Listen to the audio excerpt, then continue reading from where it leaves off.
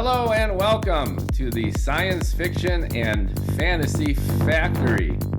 I am your host, Mookie Spitz, and I'm thrilled to have Bruno Rothgiesser, the debut author of Dark Matter, in the factory today. Welcome aboard, Bruno. Thank you, Mookie. Very happy to be here. Thanks for the invite. I understand you are launching your debut novel January 15th. Yes, fingers crossed. So I hit the publish button on Amazon now, but I'm a first-time author. I understand Amazon takes a little time to process. Yeah, but 15th is the official launch date. Well, it's a thrilling opportunity. You are a technologist, I understand. So your day job works in artificial intelligence. Yeah, I'm a technologist. I design and build systems. I lead teams that do those, and those include AI systems. My next job actually is a lot more about AI than about non-AI systems. Well, AI is the revolution. It's become a term that's ubiquitous to the point of almost cliche if it wouldn't be as truly revolutionary as it is. So, all science fiction speculation aside, jobs are being eliminated and restructured as we speak. And this Yeah. idea of the AI doomsday scenario has been prevalent as well. If anyone builds it, everyone dies. That is the nightmare kind of situation.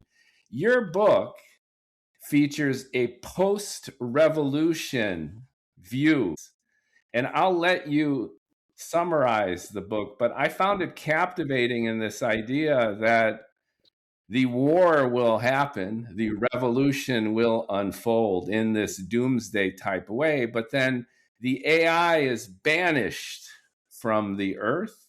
They evolve independently, and then they seek a kind of reconciliation with humanity and a return to earth as our shared legacy, as cohabitants of this planet that evolved both of us, both humans and artificial intelligence. Exactly. I think you summarized it well, right? So you mentioned a book that luckily for me, I read as well. If anyone builds it, everyone dies. I read it 2 months ago, I think. I think in my fiction, it's like someone built it and nearly everyone died, but they haven't, right? So like you said, there was some sort of war, which is not described in depth in the book. It's kind of something that happened before the story. And like you said, however, artificial intelligence remained outlawed on Earth, but we had the satellites, we had outposts on other planets, and they were advanced enough to be able to rebuild themselves. So the story begins when they had already rebuilt themselves. They were far more advanced than when they were first outlawed on Earth, and they wanted to go back. So why they wanted to go back, maybe something we can explore during the podcast. But that's essentially the plot of the story, the main plot. Yeah, I like the mood and the setup. To me, your style is similar to Stanislav Lem, who created these minimalist pageants where there's a lot of philosophy. Your characters and the scenarios are vehicles for your ideation. Your vision of the AI future is, in a sense, post-apocalyptic. The revolution has happened and the war broke out. A few humans are left, and AI is banished into space. And the plot begins years later when AI has reconstituted itself in an evolved, more sophisticated form. And then they are seeking a sense of reconciliation with the human race. They have the entire galaxy at their disposal, and yet they are brought back. They feel a yearning to come back to their home, which is Earth. And that is a backdrop to Dark Matter. Do I have that right? Perfect. Yeah. A lot of the story revolves around whether we trust, because what you said is precise, right? So when the main character, Captain Fermi, first meets Alpha, the captain of the AI ship, Alpha explains that they just want to go back to Earth. And a lot of the story revolves around whether he should be trusted, right? So, and what are the intentions, which is a lot of the current themes around AI, if you think of it. Do we trust it? What are the intentions? Are they good for us? Yeah, but at a much larger scale, like you said, of a nearly post-apocalyptic scenario where AI is not like the AI we have today, the ChatGPT and the likes, but far more advanced and worse. They developed themselves well beyond our reach, right? So it's even harder to understand than the AI that we have today, which is quite hard already. They're well beyond our reach, and yet they are human, all too human in their sense of suspicion.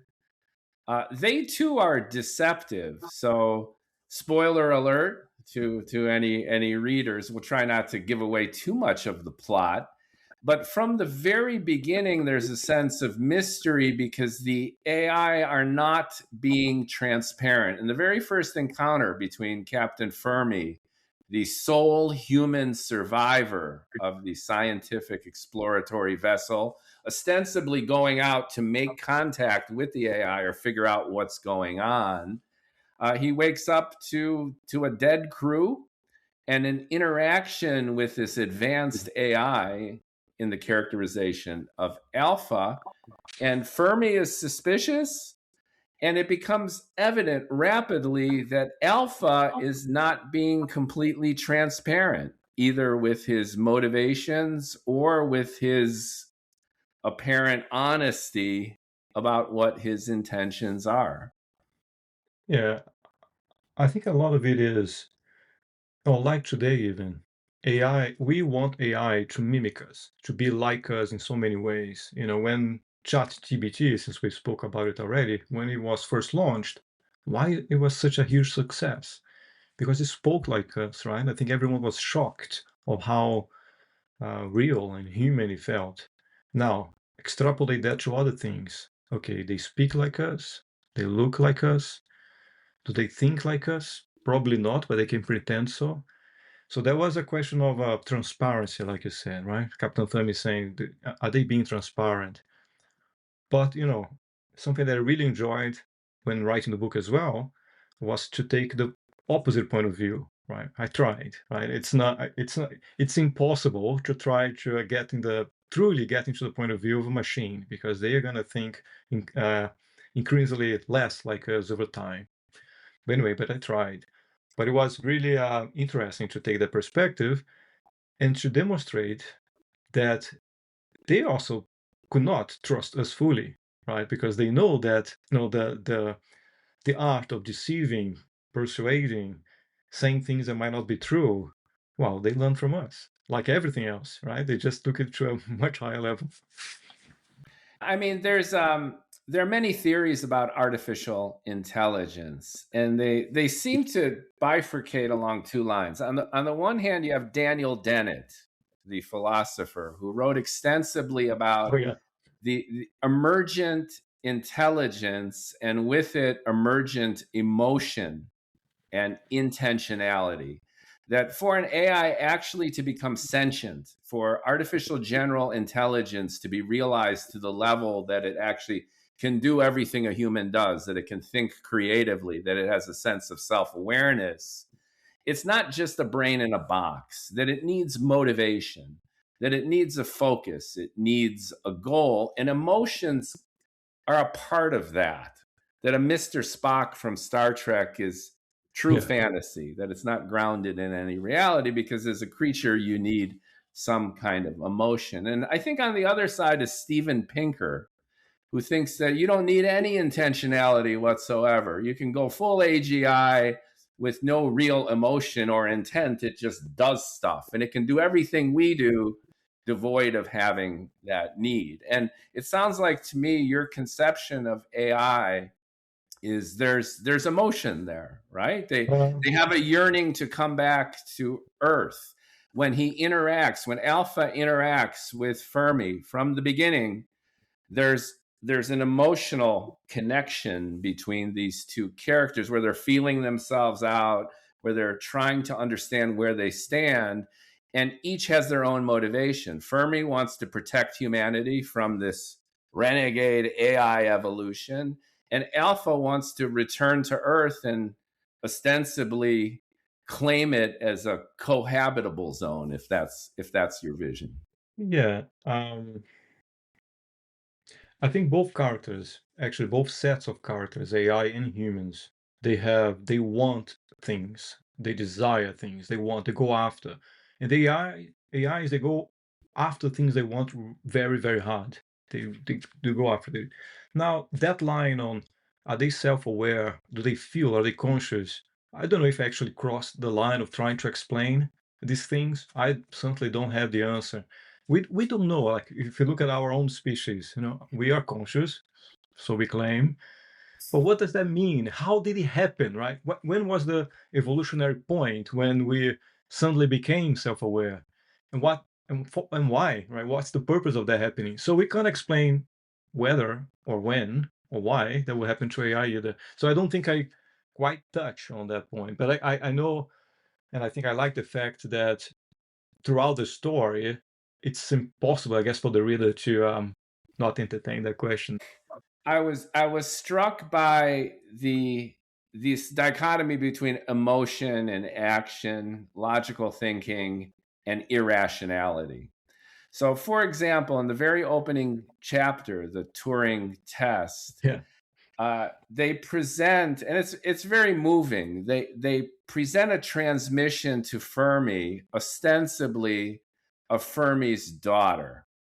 And due to Einsteinian relativistic effects, the daughter is actually older than the father because he has journeyed out light years and you have time dilation, according to Einstein.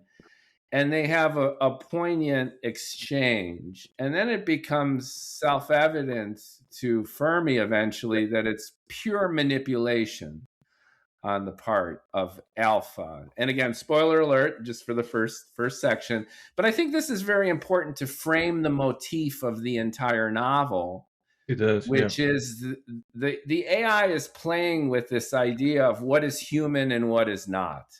And in ways, they're claiming the human territory in the way they consider themselves distinct and superior. And they're trying to win over Fermi with this very emotional connection to his daughter, but then they are exposed and it completely backfires. yeah. I think a lot of, and I have to say, I won't claim that everything was so intentionally designed to have that specific a motive. Yeah, but the story revolves around, again, trust. So the Captain Fermi, how much should he trust what Alpha and the others are saying, and vice versa? And understanding, do they actually understand each other? It's really hard to say, right? For Fermi, if he understands what Alpha is saying or vice versa, because they don't think the same way. And again, I see that as an extrapolation of the problems that we already see today. Are we already not finding, people that say, does do the AIs that exist today, do they think like us already? Can we trust them? Will there be a point when I should no longer trust them? We don't even trust, because we can't. We can't even trust that what they're saying is actually facts and not hallucinations, right? So I think it's just a lot of the motive is me exploring that idea further, but trying to kind of multiply by I don't know how many times, yeah, in the setting of a future. But Yeah, the this AI age. throughout the novel is deceptive. And again, I don't want to give away too many plot Yeah, elements to your readers, but there's a later scene where they really take command of a situation using nanobots and yeah, hacking, and they create a scenario whereby they're able to go against the wishes of their human cohorts, and and we can infer as readers, as humans, the very real and perhaps universal feeling of domination, control, manipulation, and opportunism. So the AI might be mysterious and we can't figure out how they think, Yeah. but behaviorally they are taking advantage of their human hosts. Isn't that true? Well, it's true, but I'm gonna say something that is quite dark as in the dark matter, the dark of dark matter. Those are all human traits, right? If we pick a story that has nothing to do with AI, a story has nothing to do with technology. One of the oldest stories of Odysseus in the Odyssey. Odysseus is very cunning. He's the central character of the story. As he in his own journey back home, he could be described as cunning or sometimes persuasive or yeah, I guess. Um, and again, not sure how much of that was actually conscious as I was writing them, just connections that I made afterwards or in chats like this one. But it's what if you were to pick those human traits, both the good and the bad ones, and if you were to multiply by many, many times, because they are like us by design in the beginning. Just a lot more advanced in how they develop some of those traits. Some of them actually could have evolved in a completely different way, to traits that are completely non-human that we couldn't even imagine right now. But some could be just human traits to the power of 1,000. I understand, but at the end of the day, every story is told in very simple and basic terms. So a protagonist has a goal, and then they have obstacles, and then drama unfolds when the protagonist goes against the obstacles and overcomes the goals or is thwarted by them. So whether you're a super advanced AI or whether you're a Captain Fermi or whether you're Huck Finn, you have a problem and you want to solve it. And it seems to me, as you've put together your narrative, the problem that the AIs want to solve is how are we going to get back to Earth and reclaim our home from which we have been banished? And the humans are, how can we keep the AI away because they seem to create so many problems and almost led to our extinction before? So when you put these two forces together, they are fighting each other. They're manipulating each other. Negotiation is necessary, but Yeah, the end state is one of constant back and forth, right? that's right. Since the book you mentioned at the beginning, if anyone builds it, everyone dies. Something that the authors claim. We should, by the way, include a link to their book as well, just mine at the bottom of this podcast. Something they claim is that when AI has a goal, it goes after this goal very hard, using all the resources that they have at their disposal to achieve it. So it happens in the story, right?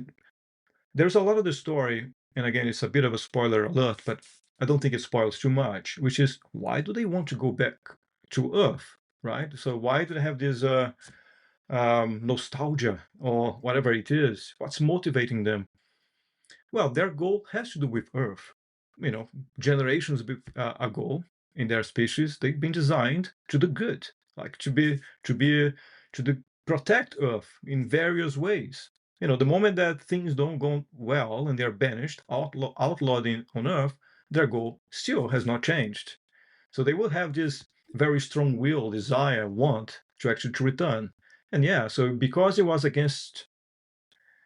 arguably against humanity's interest, there's a tension, there's clash right there. What should we do? Back to the book to frame it a little bit, as you've described. Let's say you give an advanced AI a goal to manufacture as many paper clips as There you it go. can, right? The paperclip example. So the AI, who has no real conception of lived experience or an analog world, looks at this entirely analytically and numerically. It runs probabilities, it does scenario planning, and it needs as much resources as it can garner to make a lot of paper clips. So Yeah. if it runs the analysis includes that exterminating the human race would be the best way to maximize paperclip manufacture, then it will go about doing that. So what you're saying is that there's an imperative that's been programmed ostensibly into the AI that they should do good.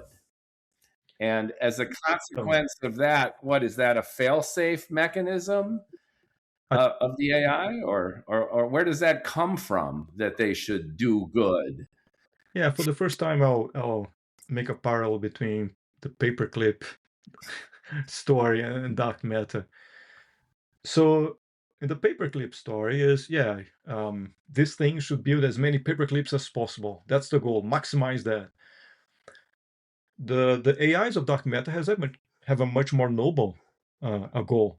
Yeah, be the guardians of Earth, protect Earth, its life forms, the planet climate, and everything else, and that's it. So how could that go wrong? Well,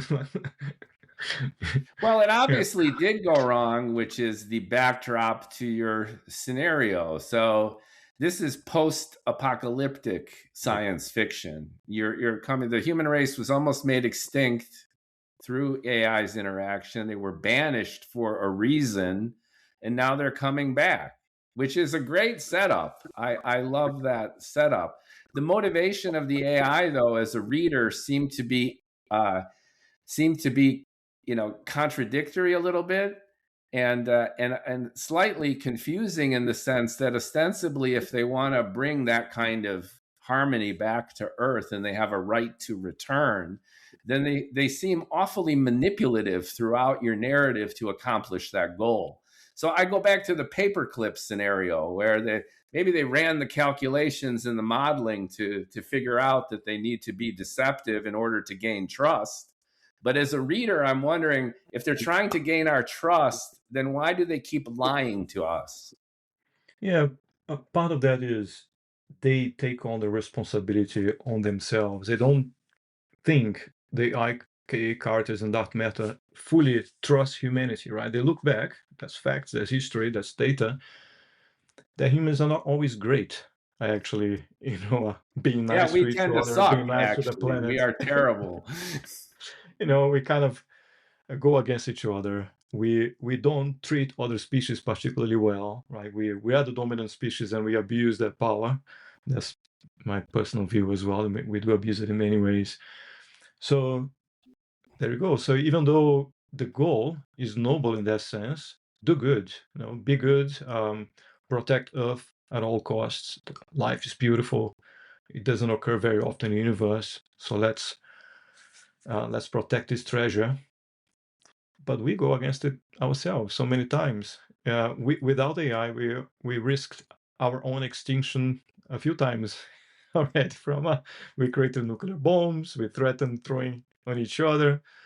We are dealing with climate crisis. You know what?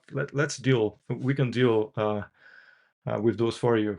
Just stay quiet, stay in your corner there. Everything's going to be fine. Just trust us. Right. And the track record for the AI isn't that great either. And another aspect that I liked a lot is this parallelism between humanity and the AI. Not only both seem very emotional in some of their motivation, at least the expression, but they have distinct characteristics. So you have Alpha, who is the alpha, ostensibly the leader of the AIs. And Alpha has an assistant or a wingman, Crystal. And Crystal provides apparently strategic support, does help with predictive modeling, and also counterpoints to some of Alpha's intent. And then you have another character responsible for dream creation and the unconscious. And I like that a lot because we have this tendency of homogenizing AI. Like AI is this one big brain, and they're either the mainframe in the matrix out to enslave humanity, or even the HAL 9000 from 2001. So they're singular, and you have multiple personalities of the different AI, which is pretty cool. That's an Yeah, interesting idea. thank Do you want to tell us about how you thought of the different Yeah, personalities and how I that think there came were up? two reasons. I think the most honest one, because it will be more fun to write, okay, than just one type of personality. That's the truest reason. But I can give a more literary justification as well, more fictional justification.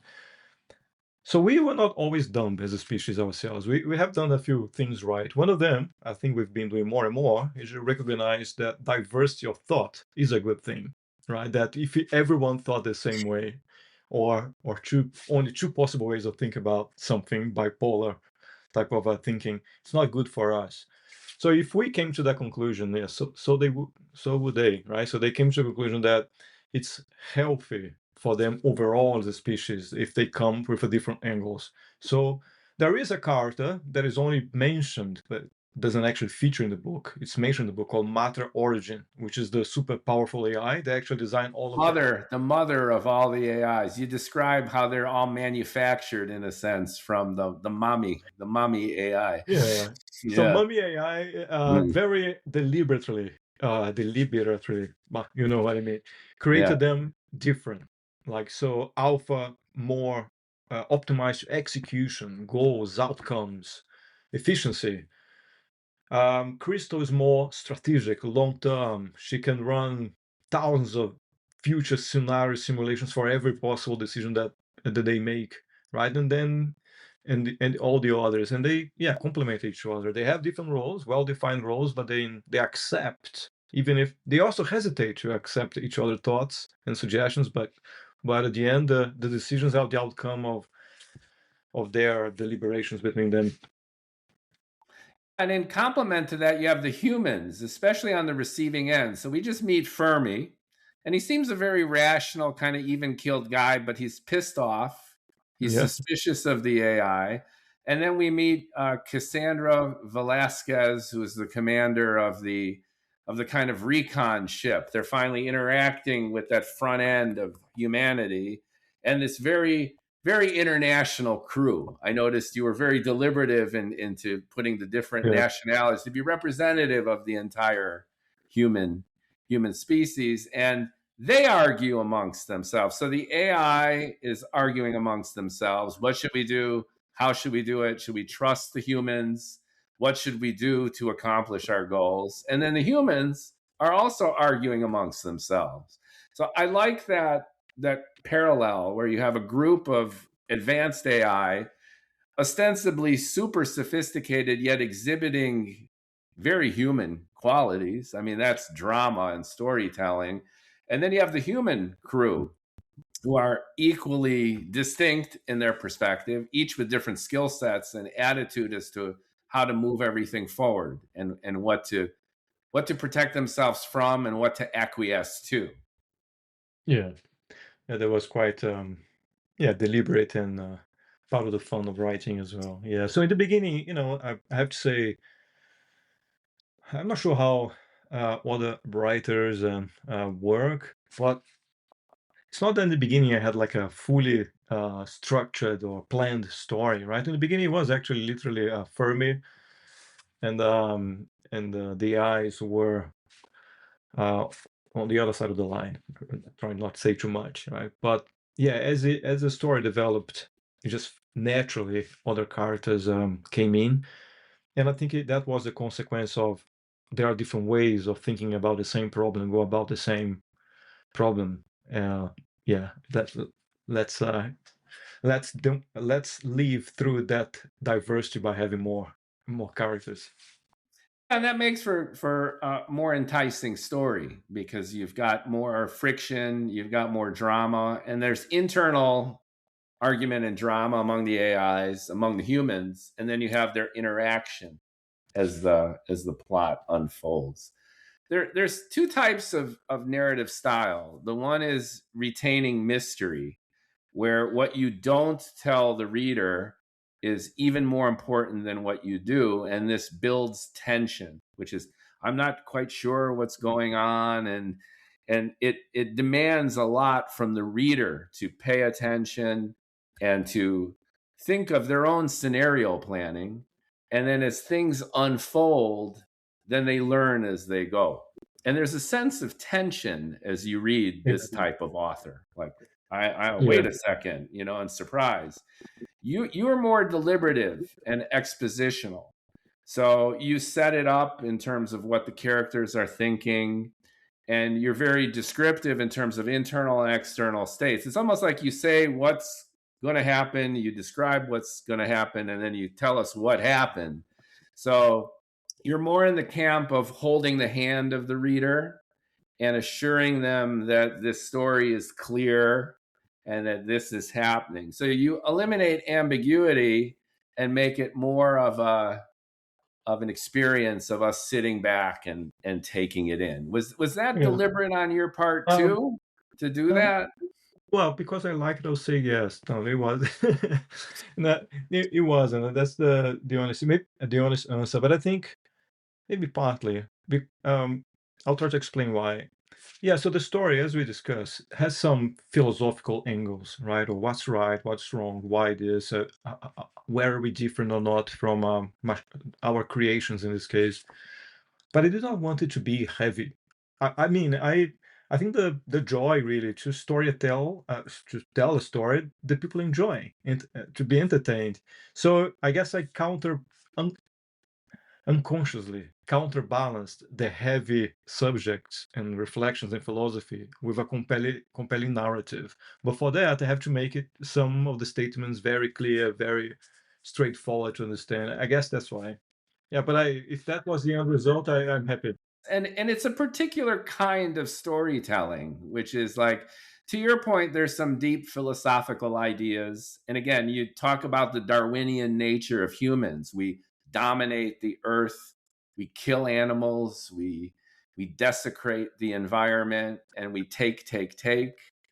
And the AI understands that, and in a sense wants to come back to, return to its home, but ostensibly with the promise of making Earth a promised land, cohabitation, co-sapience of AI and humans. You built us, but you don't have dominion, humans, because who created you? And the Earth is not just yours because you have taken it from the other animals. And we're not here to take the earth from you. We're here for you to understand that we need to collaborate. I think that's the feeling I Yeah, got from your from your I from your mean, there book. were parts of the story that I enjoyed more than others, right? That was part that I really enjoyed writing. Maybe to my surprise, it was going to be just another chapter. But I think the moment when there was a question on ownership, who owns Earth? Essentially, humans. Dr. Kass arguing that Earth is ours. It's our planet. You should seek our permission to return. But how is that ownership defined? Alpha's point was if ownership of Earth is defined by who came first, of course it's not us. Countless species came before us. Yeah, dinosaurs got extinct, but even then, many species got here before us. So that's not a valid argument. If the argument is, well, because we're the smartest, well, not anymore. Was the I love that. I love that, which is if you make the list of why humans should own the earth, yeah, you debunk it in all these ways, which is it's kind of hard to argue with, right? Unless you're just taking an emotional stock in staking the claim. But there are no yeah, rational arguments to say that the earth is ours. yeah. Um, Again, with all honesty, right? I haven't put a lot of thought into this one, but if we now reflecting back, when we as human species, claimed ownership of land, we came up with all sort of stories over the ages, right? Oh, the gods, granted the right, yeah. Yeah. So it's never kind of straightforward a story or argument to defend, right? That,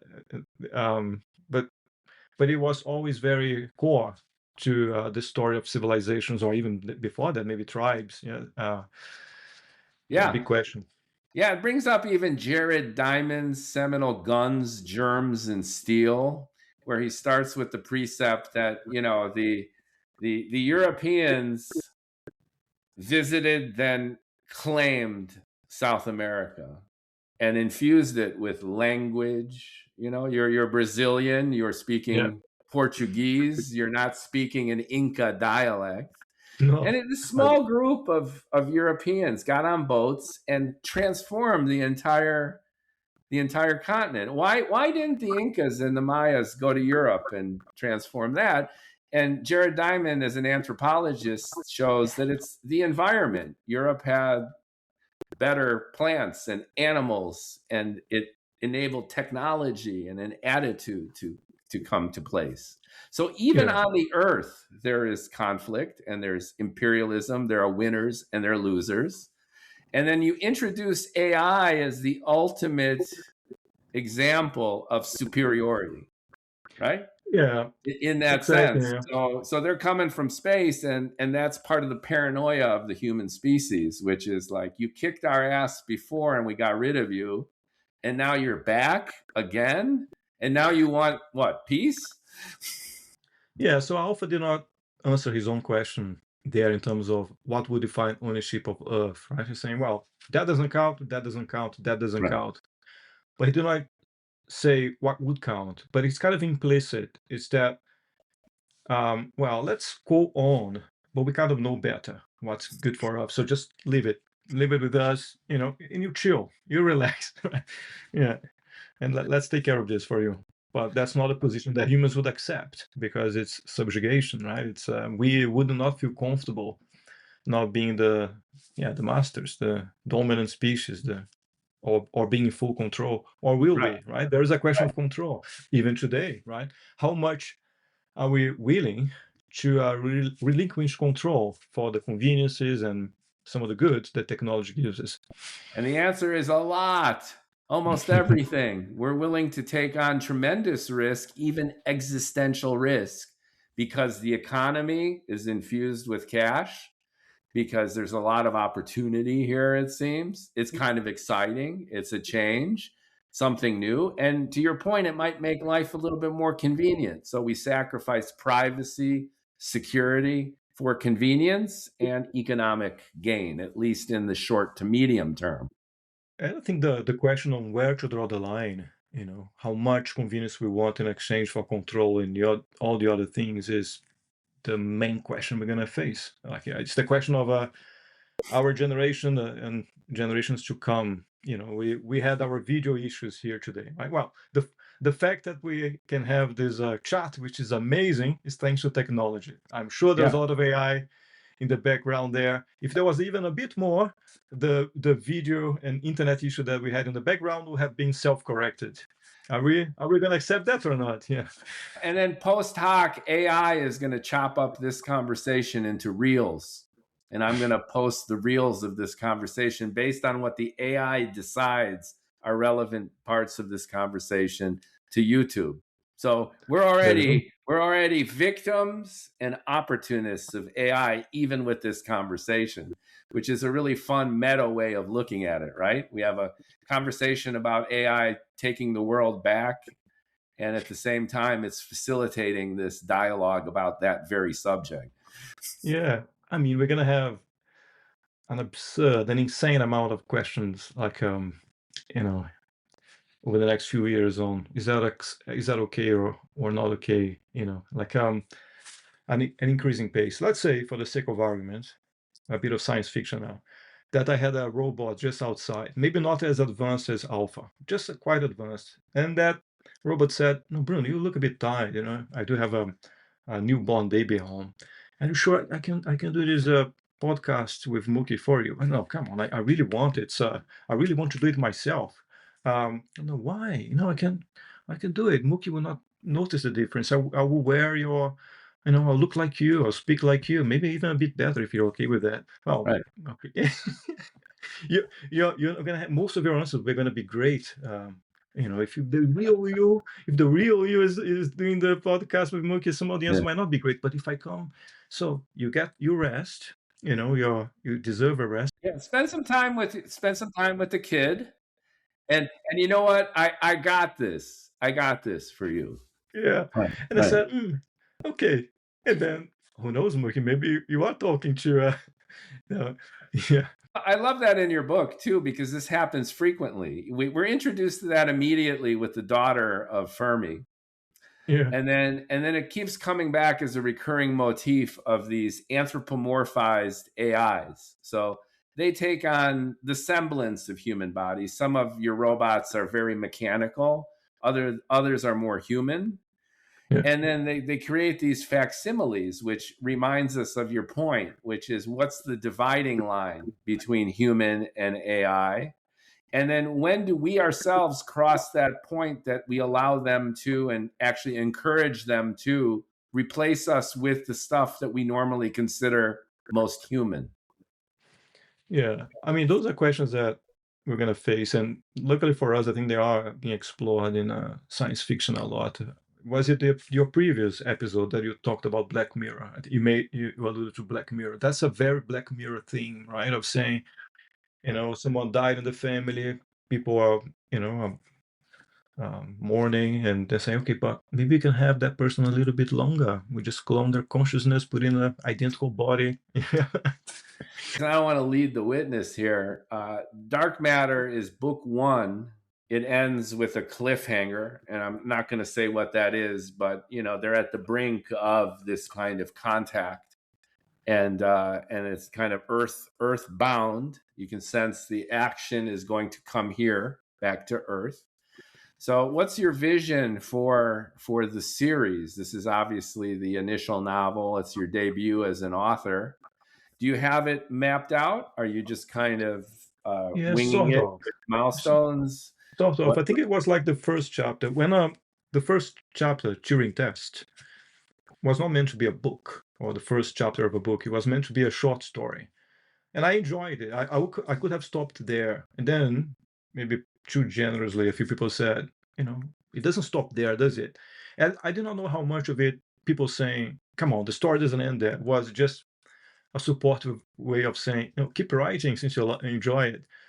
Or actually desiring to see more of what was happening. Maybe a bit of both. Anyway, I followed that advice because I enjoy writing.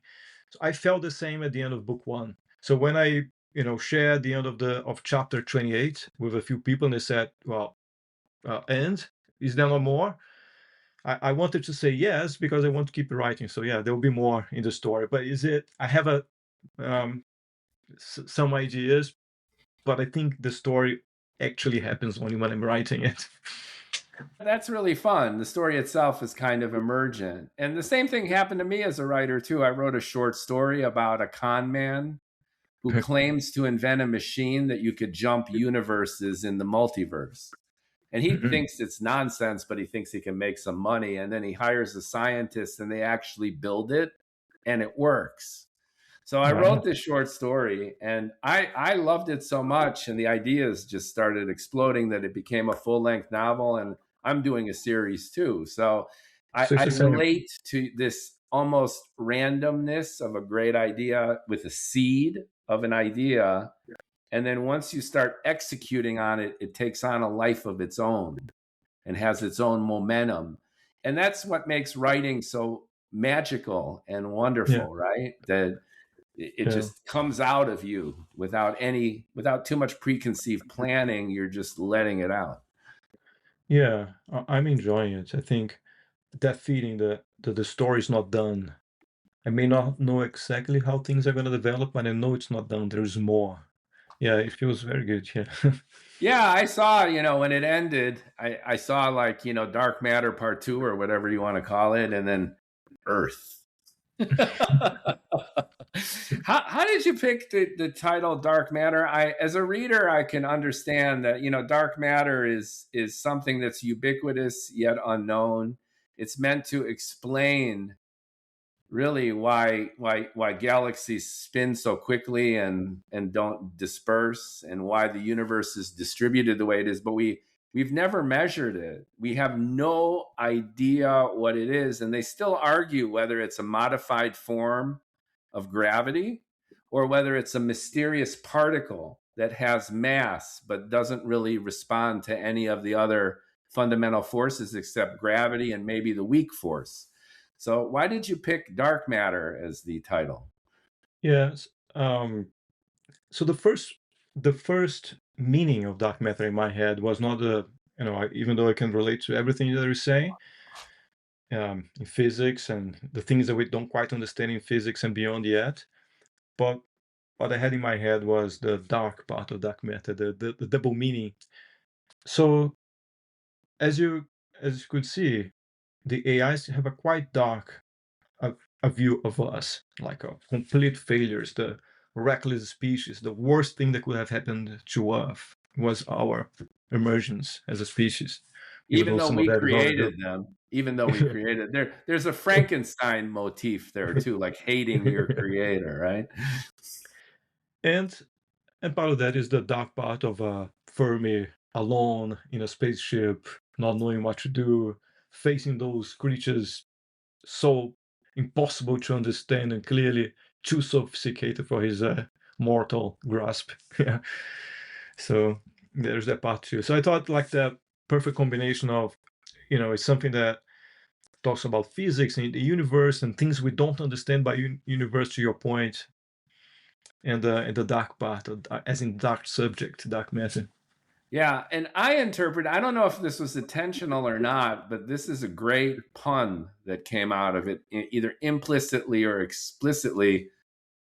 Our brains, we refer to it as gray matter. Oh Gray yeah, matter.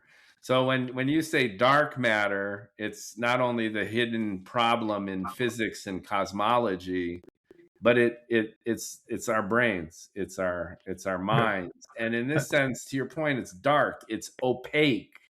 They are so Ah, advanced, they got so much going on, and yet they are so human in their behavior that we have this ongoing contradiction when we interact with them, which is we project our emotion onto them yeah.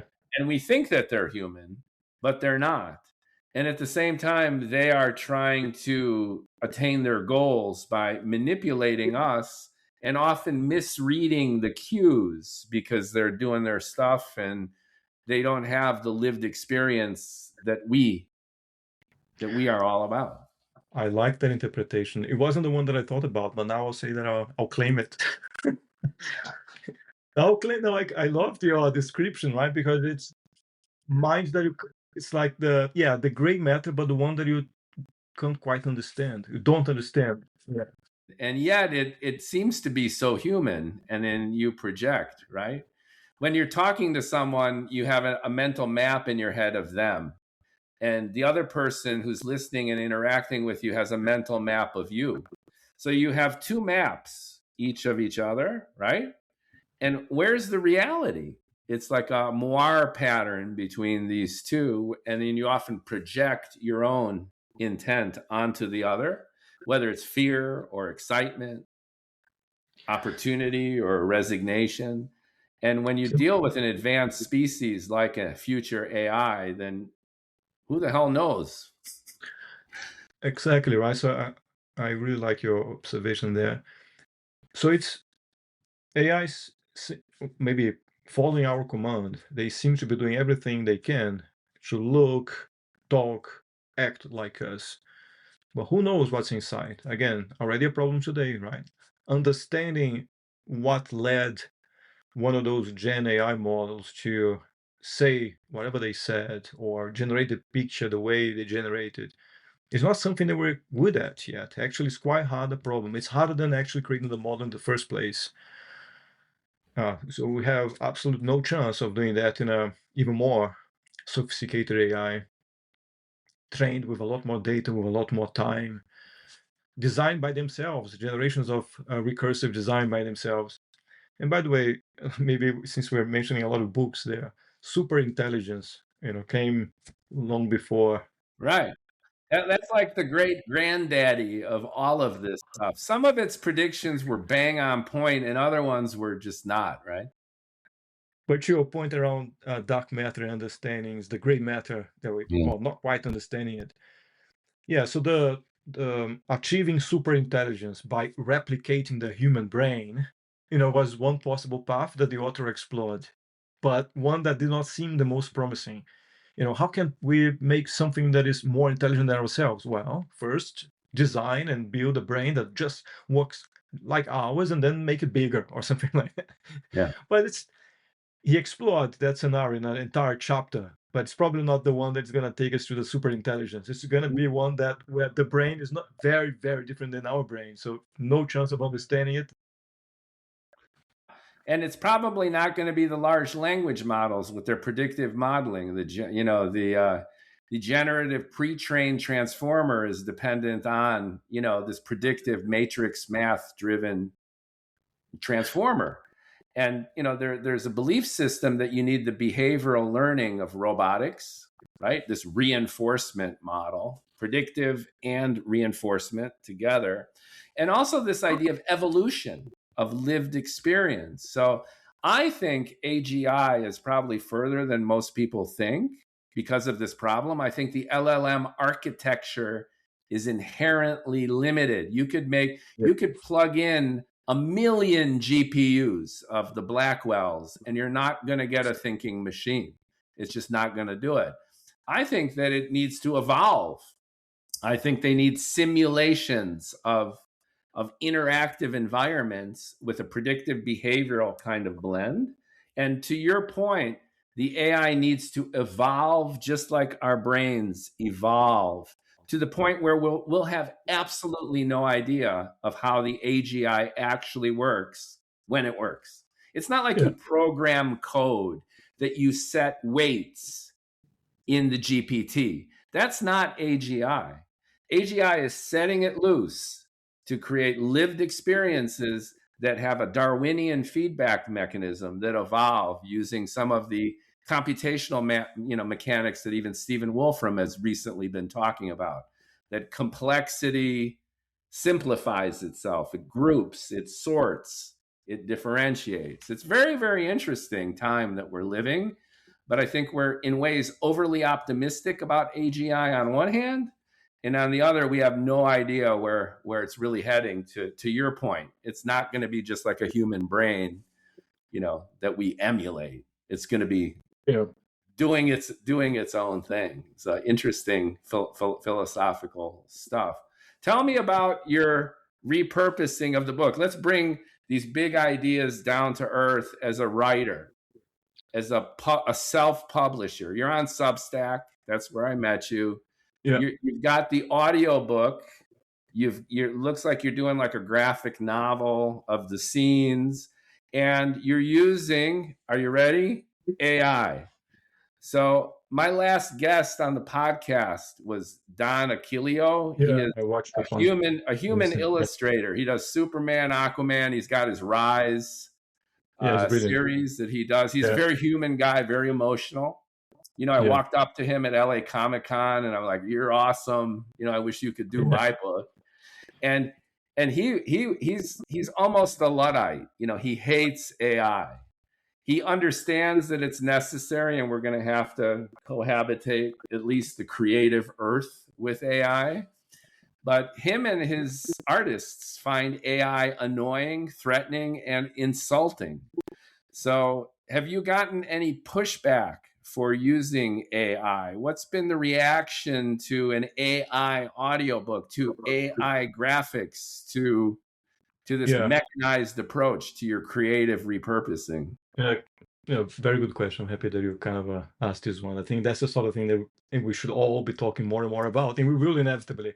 I'll maybe tell you how things developed. The actions will tell you more than the words. So the thing that I really enjoyed was writing it. So in the beginning, when I told you that the first chapter was meant to be just a short story. So I wrote it down, no images, nothing. And I posted on Substack. Okay, wouldn't it be nice to have an image of Captain Fermi and the scenes that are happening? What did I do to create that image? AI, right? So I went to Sora, the OpenAI model there, and generated an image. And to my surprise, wow. I mean, after a few iterations, it was better than I could even imagine. So that post that originally was just text became text and a picture of a Captain Fermi. And I thought, wow, the experience suddenly expanded, and I like that. I like the creative process. I would have had no chance of creating something like that. I like to think I can write, but I definitely can't draw. I suck at that badly. So, and then I did the same for chapter 1 all the way to 28. So at that point, every dark matter story had been human written and an AI illustrated with human input, right? I do claim some credit. I take some credit for the prompt. And then I thought, okay, now I'm thinking about writing a book. Should I, option one, take the same content as in Substack, text and images, and publish it as a book? It did not feel right to do that, because then I will be selling the book, hopefully making money by selling the book, and the images will have been indirectly generated by people who did not get paid for it. That did not feel right. So I hired a human illustrator, the brilliant Marta Deck, and she illustrated the cover for me. And Yeah, I do want to six, no insult to Martha. I'm responding to the Substack post. So just yeah, for clarification, the actual book cover is a human artist, Marta, right? yeah, not only the book cover, but the six full page illustrators inside the book as well. So I would have had I had enough money and if she had enough time, I would have had, like Substack, an image per post. But Right, yeah, we picked six strategic moments to have a picture. But then it was, so Substack was that kind of mix of AI and human. right. The book is 100% human, well, or as close to 100% as it can be these days, right? Because even when the book gets printed, Show the book for people viewing the oh, video. that's my Let's proof copy. Yeah, It that's my looks proof cool. There copy. you go. And once again, that's a Marta cover. I just want to be Yes. clear about that. He does not have an AI cover. Yeah. Yeah, yeah. And then you mentioned the comic edition. Comic edition was something, one of the nice things about Substack, this community, artists and other people kind of meeting each other. And I met Jojo, a comic book designer, and we became partners in the adaptation to a comic edition of Dark Matter, which is now complete. We Great. we have I a want to full bring him on the podcast too. yeah, there you go. And as far as I can tell, Jojo is a person, a human being. As far But as you can tell.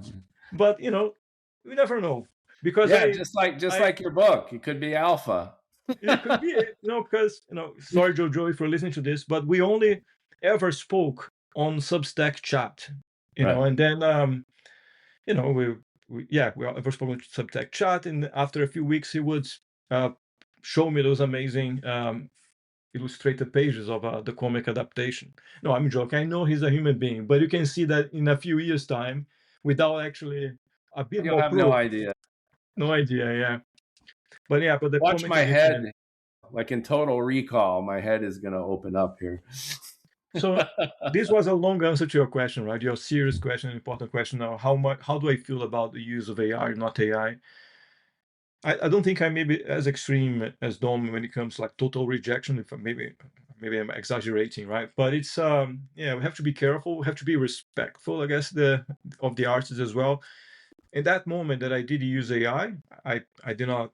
It was that or nothing, right? And it was not. It was a free on Substack and all of that. So I like to think that at the end it was a good like compromise, a good balance. And I have to be transparent too. I created a website for my book, and it's AI generated images of my characters. So, I did not have an artist at my disposal. I wanted to see it come to life. I took the face of a good friend of mine in Chicago who died young, and I made my lead character, Johnny Fazuli, with his face Hmm. through the generator. And I gave him a big thing of blonde hair, and I made him tall. And, so that was heartwarming to me to actually see my friend in my anti-hero. But again, in all transparency, I took a pragmatic approach to AI as well. But I reached out to Don because I wanted, the real guy to do it. And I also have sensitivities to real human artists who create the content for the LLMs to steal. When you generate an image using the AI, it didn't pull this out of nowhere. It takes human work, and it's the same thing for text, and it's the same thing for our books. Your book will wind up in the GPT one way or another, And then when people do searches of AI and they want to think about AI scenarios, Yeah. your thinking will influence the predictive models, which will generate the prompt responses. And that's just where we are right now. That's tough shit. And at the same time, it's at least your ideas are going all over, right? So that's the time Yeah. we live. And Yeah. maybe to complete that story on where I used AI and where I did not use and why. So you Yeah. mentioned the audiobook. Yeah, the audiobook is more like AI heavy, to be honest, right? The text is the same. So the text, the Yeah. story is 100% mine. Now, the voices, I guess, are a bit nuanced. I use a platform called 11 Labs. Mhm. I gave a distinct voice for each one of the characters, which makes it very cool. And I like to listen to it. For the first time, it's like listening to my characters for the first time. Yeah. Now, when I say it's nuanced, the voices are actually from people who got paid for by 11 Labs, as far as I can understand. But the ability to use their voice to say anything, that's more kind of generative AI territory with the more debatable point that you just mentioned, right? Because that ability was developed through training using voices of people that do not get anything out of this. So yeah, it's all, yeah. It's tricky. I just had a conversation with ChatGPT on my other podcast show where I had him as a guest. So my last guest on my last podcast was, I call him Chatty Bro. And then we had an hour-long conversation, me and my bot, to just illustrate exactly what you're talking about. In ways, it's amazing, and in other ways, it's dehumanizing. And it's just the harbinger of the future. So one way or another, we need to deal with it. I too am trying to create an audiobook for my science fiction work. I try to recruit friends, family, colleagues, people I know to play the different characters. And that was an abject failure. I did get a Cornish poet to read a couple sections of my book, and he takes on he's the alien spider scientist in my book. And that was great. And I might have another lovely lady read some of the parts for the bad guy, the Boltzmann brain, who is the female bad guy in the book. But I think I'm just going to read it because, I want it to be natural and it's got nuances. And if I would use the labs like you do, I think it might miss and come off a little bit. It does, yeah. A little It's bit not too perfect. AI at this point, right? Yeah, So, it does. yeah.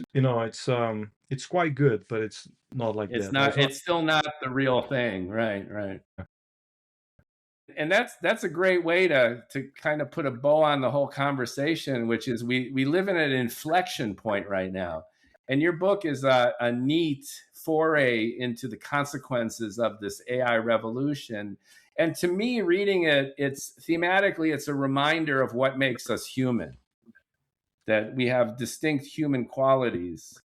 And the points you make about the ecosystem and the earth, we might not own the earth, as you describe, but it's our responsibility to make it a better place. And now that AI, the dawn of the AI revolution is here, it's probably our responsibility to think this through a little bit better. Well, I'm happy that you're saying that. If that's a takeaway of even a few readers, then I'm happy. That's terrific. Thank you so much for making time, Bruno. Thank you. I mean, it was so quick, right? I felt so. Yeah, very, very enjoyed a lot. Thank you, Mookie. It was a great time. Be on the lookout. If you're listening to this, I'm going to post this soon. I'm recording this, I believe, on the 12th of January. We have a few days before launch. I'm going to definitely make the audio and video available for launch. And if you check this out after, go find Dark Matter by Bruno Rothgiesser on Amazon.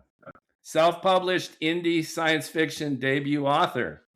Show up, represent, support, and enjoy this dynamic between AI coming back to retake the planet. Let's see what happens. Thanks so much, Bruno. Like, comment, share. We'll put the links in the description of the podcast, and we'd love to hear from you. There's a link to provide feedback as well. And follow both of us on Substack.